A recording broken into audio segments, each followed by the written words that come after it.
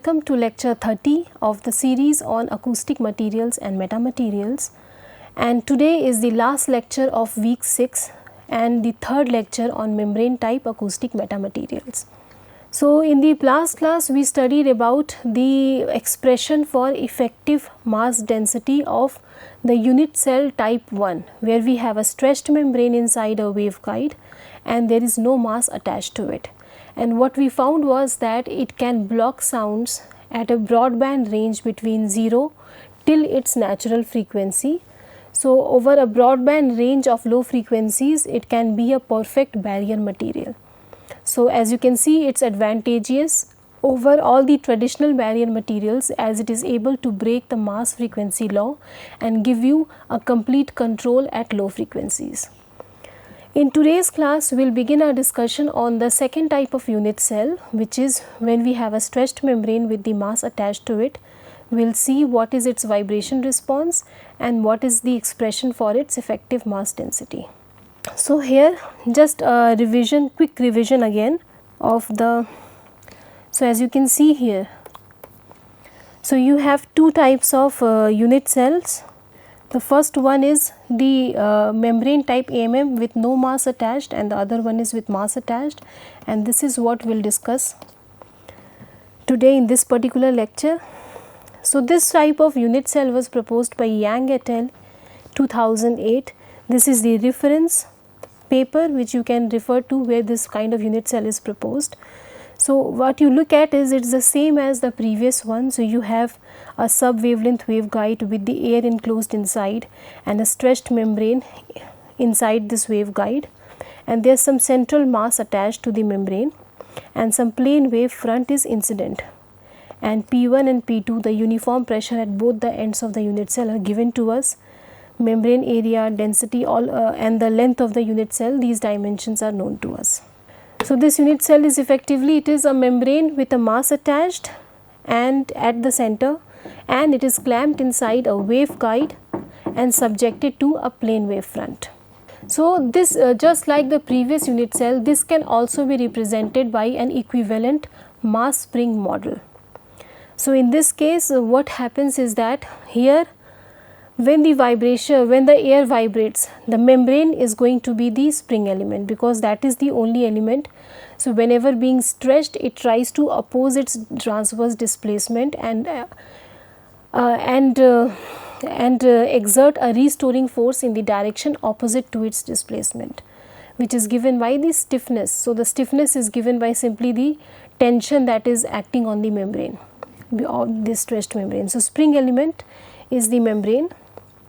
But here we have two different masses. First of all, as the membrane is vibrating, it is the vibration of the membrane which leads to the oscillation of the air particles. So, actually it is the other way around. When a plane wave front is incident, then the air particles, they will oscillate, they will touch the membrane and the membrane will then vibrate, and the entire thing is going to vibrate in unison. So, you will have the same displacement function for the air particles which are oscillating back and forth as well as for the membrane. So, together they can be considered as one mass, capital M. But then there is additional mass attached at the center which is a smaller mass. Now, if the membrane, let us say, is vibrating, so if we have a, if I can show you visually, let us say this is a stretched membrane and it vibrates like this and you have some thick mass attached. So, even when this mass is attached, the membrane might vibrate at its original mood, but the mass can have a different mood altogether. So, this can vibrate like this, whereas due to the mass, the vibration pattern of the mass portion could be different. So, membrane does not vibrate in the unison with the mass. So, membrane has a different vibration pattern and the center mass can have a different vibration pattern. So, this center mass becomes the second mass. So, if you look here in this particular figure, now the same diagram for the previous unit cell, we replace it with two different masses. The outer mass is the mass due to the membrane and the air, and the small one is the mass of the central mass which is attached to the membrane. So, these two masses are there and they are joined together by this spring element. So, whenever which is the restoring force acting on both of them. Now the vibration response of this particular, so whenever you have a membrane with some mass attached on it, then the vibration response of that membrane is given by this particular expression here, if you can see. So the derivation of this expression is obviously not something within the scope of this course. You can do that as a, you can try it at home if you want to, but it's not a part of the course. And we already had discussed about what is the vibration response with just a stretched membrane, and what we found was that in that case the vibration depends upon some external characteristics like the external pressure, apply the external pressure on the membrane, the external tension of the membrane or the amount of stretching that is being done on the membrane, and the internal properties of the membrane, which is density and the thickness of the membrane. In this case, we have the vibrational response will not only depend on the membrane properties but also on the mass properties. So in this particular equation here, you can see this is the vibration response. So what are the quantities on which it depends? Here W is the transverse displacement, rho is the membrane density, this is the membrane thickness, T is the membrane tension, P1 and P2, these are the external pressures being applied on the front and the back end of the membrane, and this particular thing is the point reaction force. So here the mass is considered as a continuum of many such point masses. So the mass can be of any shape. So let's say it can be a circular shape, irregular shaped, or you can have a membrane. So this is a membrane with some mass here, or you can have a membrane with some mass like this, or you can have a membrane with masses at different locations, some mass here, and so on. So all of this total mass can be considered as a sum of these point masses. So this QIT is the point reaction force between the membrane and the mass. So if you consider any small elemental area like this, then it will, due to its density, because that mass has got certain, the mass has the, because of the mass or its the kg, so because of its density it will exert some reaction force on the membrane where it is being attached. It will exert a normal reaction force which is given by QIT, and this is the Dirac delta function for all the such, for the x and the y locations. These are the x and y locations for these point masses. So here these are the co-location points, which is the interface between membrane and mass. So overall what you get is that this response, it depends upon some external parameters like the external pressure applied, which is this, the external tension applied, which is this, and some internal parameters, which is the membrane density, thickness, and the attached mass density. Now this particular point reaction, so this is the reaction force due to every point mass within the total mass. So we are considering this total mass as a collection or a continuum of many point masses. So every point mass will exert some reaction force, and that will depend upon what is its density, because the normal reaction depends upon the mass. So it will depend on mass density, and this value will depend upon how the mass is distributed. So what are the xi and the yi values? So it will depend upon the location of the mass with respect to the membrane. So these are the various parameters on which this vibration response will depend. So when we solve for the unit cell, what we will see is that the frequencies within which it acts as blocking the sound or as reflecting the sound, it depends both on the membrane property and the mass property. So let's start with the derivation for effective mass density for the type 2 unit cell.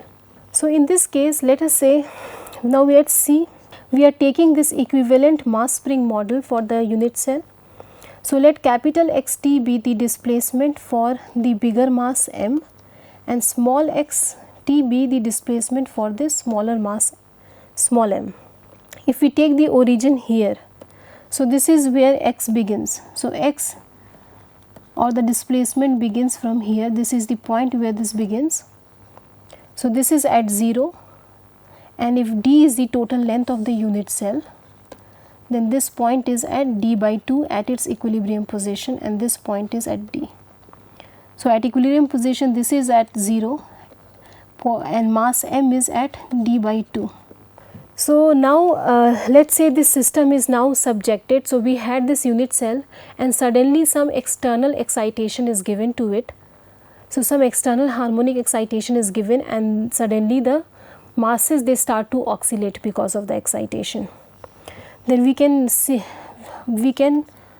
write the excitation as a harmonic function f into e to the power j omega t.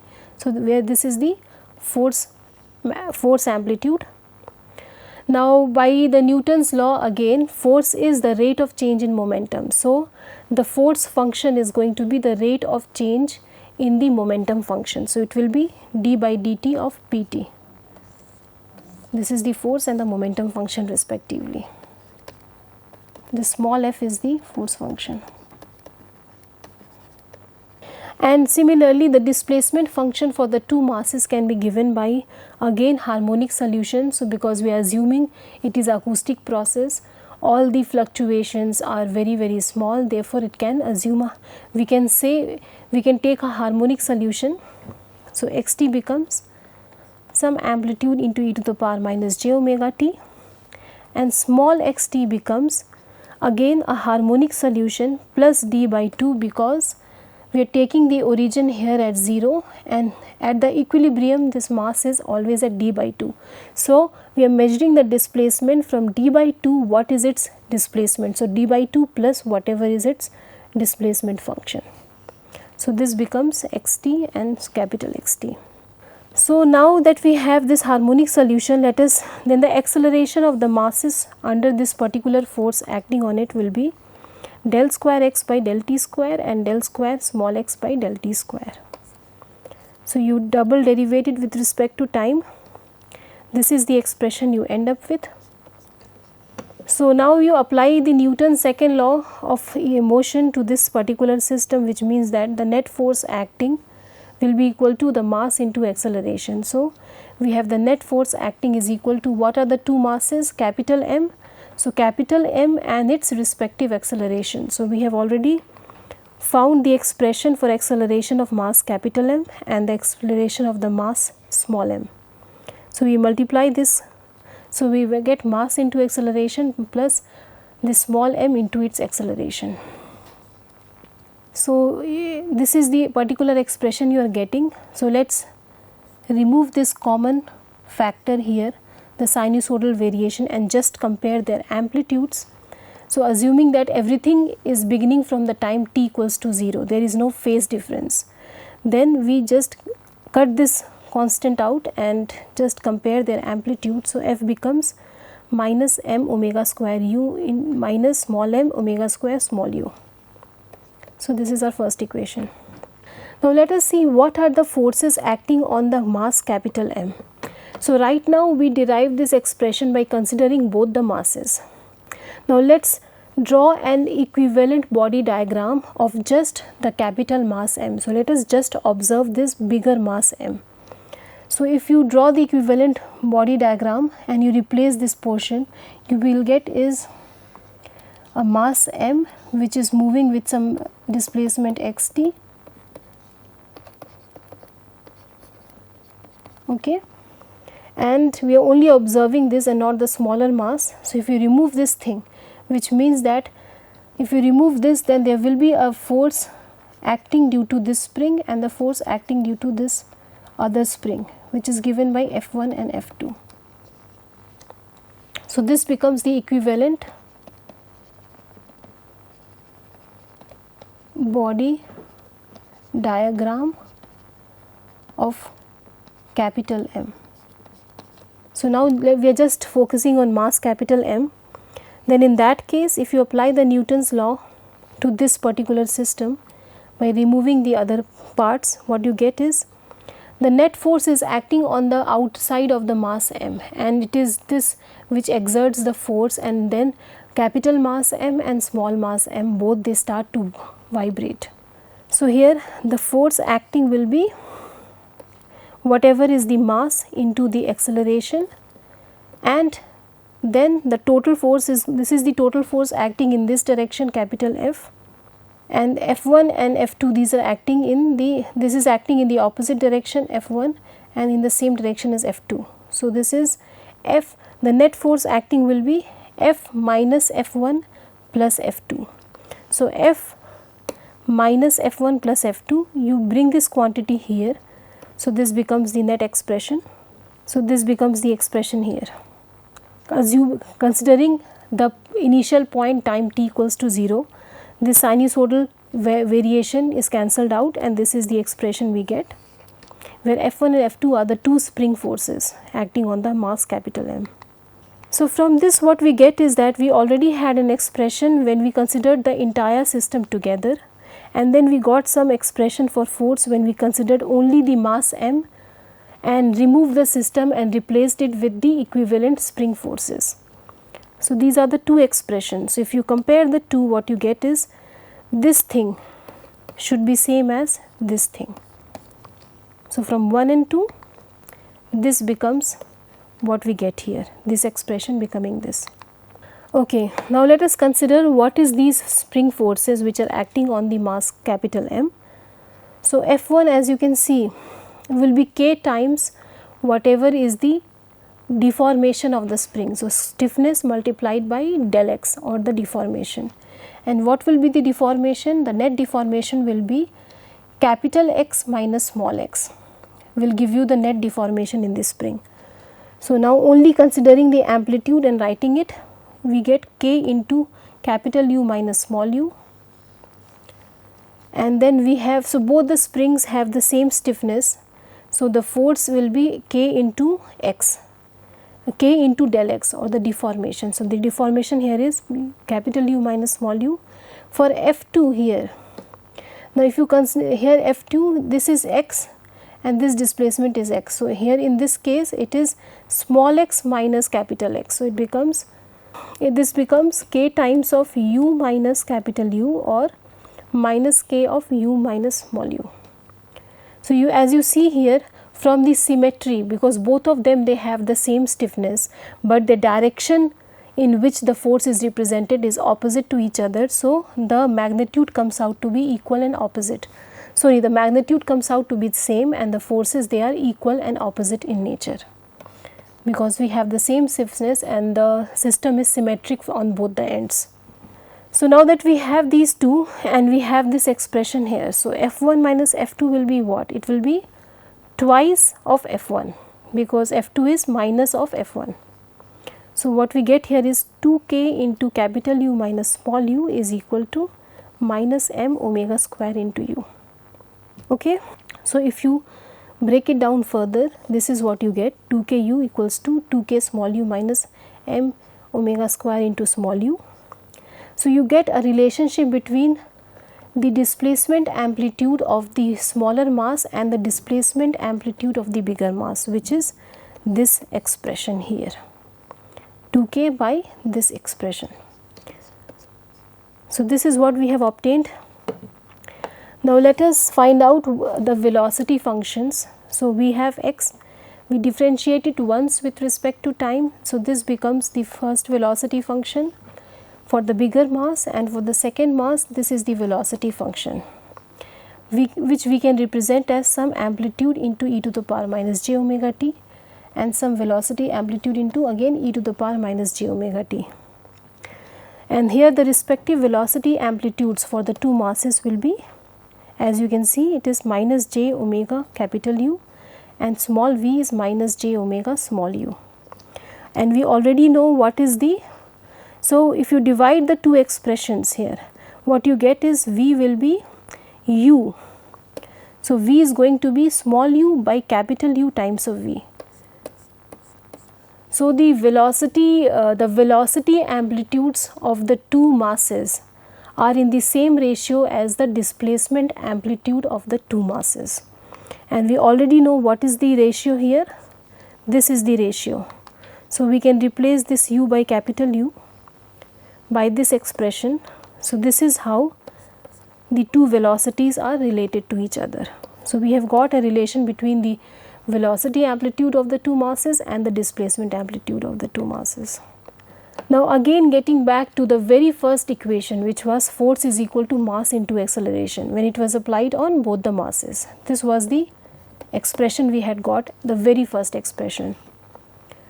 Then in terms of velocity, we can write this as, if we take minus j omega constant, this becomes minus j omega u into m minus j omega small u into m, and this is going to be capital V, and this expression becomes small v. So j omega into u becomes the velocity amplitude. So F can be written as minus j omega, then the bigger mass into its velocity plus the smaller mass into its respective velocity. And we also know that force acting is equal to the rate of change of momentum. So this was the case, F is equal to the rate of change of momentum. So if suppose Pt, momentum itself is a harmonic function, so if you do d by dt of Pt, what you get is minus j omega into the momentum amplitude. So the force amplitude is minus j omega into the momentum amplitude. So this is the expression you have got, and you know that F is equal to minus j omega into its momentum, and F is also given by minus j omega into the summation of mass with their respective velocities. So what you get is momentum is equal to the masses multiplied by their respective velocities. Okay. Now in the same expression, so this is what we got, P is equal to capital M into capital V plus small m into small v, and which is justified because momentum is actually the sum of the momentum of both the masses, which is going to be mass into their respective velocity. Now however, for an outside observer, they are only able to observe the external mass. So so if somebody is from the outside, to them the unit cell, what it means is that some force is being applied to the external mass, and which leads to some oscillation of the external mass. So if you take this point of observer here, so let us write both everything as in terms of the capital V. It's good to write everything in terms of capital V, and we know that we know the relationship between small v and capital V. So small v is given by this expression here. So this becomes the expression of small v. So we have capital M capital V plus small m times this entire thing into v, because we already obtained the relationship between the two velocity amplitudes. Equation 5. So we have applied the equation 5 here, and this is the expression we are getting for the momentum. And now the momentum can simply be written as mass effective into the capital velocity, because the observer is external to the unit cell. So the entire effective mass multiplied by the overall velocity of the unit cell, and the overall velocity of the unit cell will be capital V. So this will be the expression. So ultimately what we get is effective mass of the unit cell can be given by capital M plus small m times of 2k by 2k minus m omega square. So this is a complicated expression that we finally obtain for the effective mass of this unit cell. So what will be the effective density? You simply divide the total expression by the volume of the unit cell. So mass by the volume will give you the effective density. So effective density becomes, so rho effective is the mass effective by the volume of the unit cell,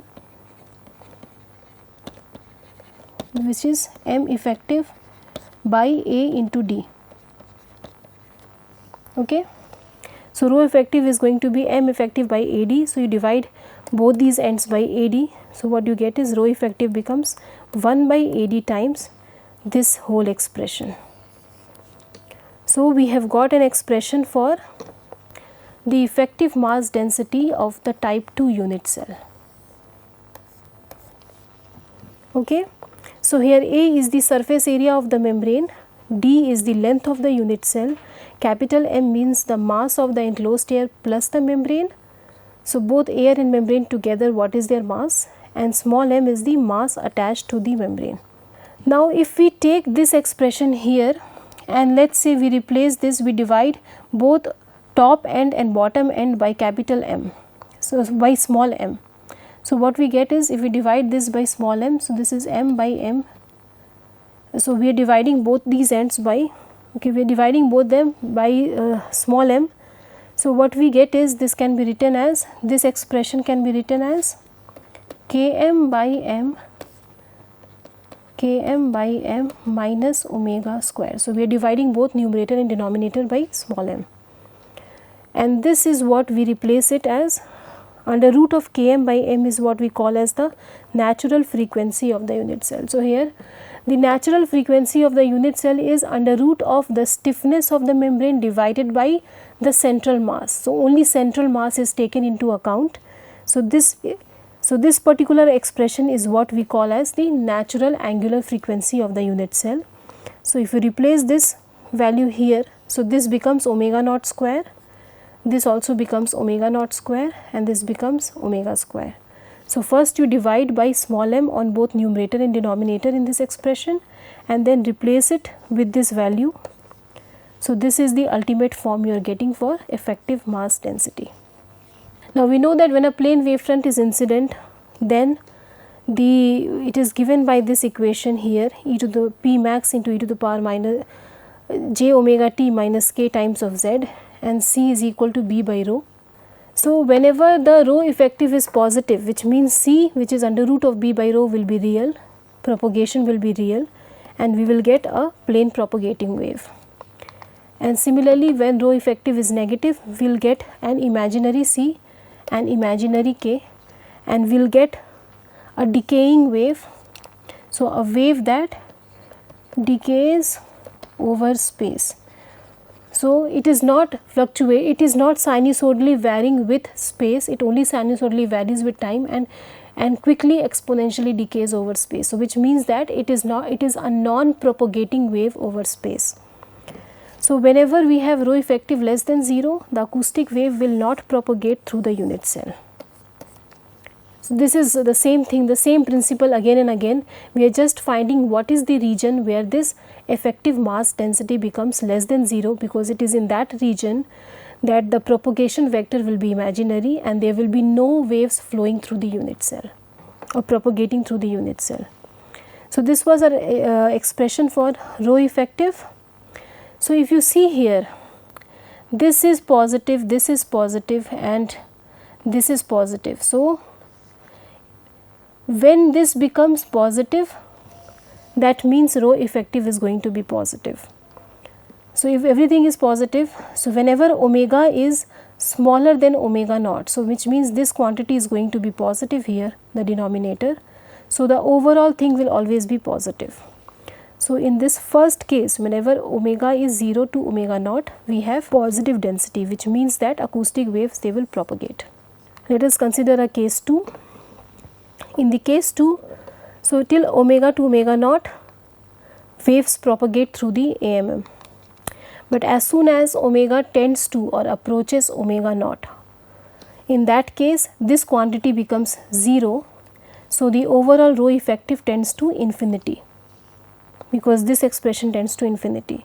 So what happens as soon as the target frequency reaches the natural frequency of the system? So here, instead of getting a resonance, we are getting an anti-resonance. The overall mass density is becoming almost infinity, so which means that the AMM behaves as a rigid wall and then it blocks the sound wave propagation.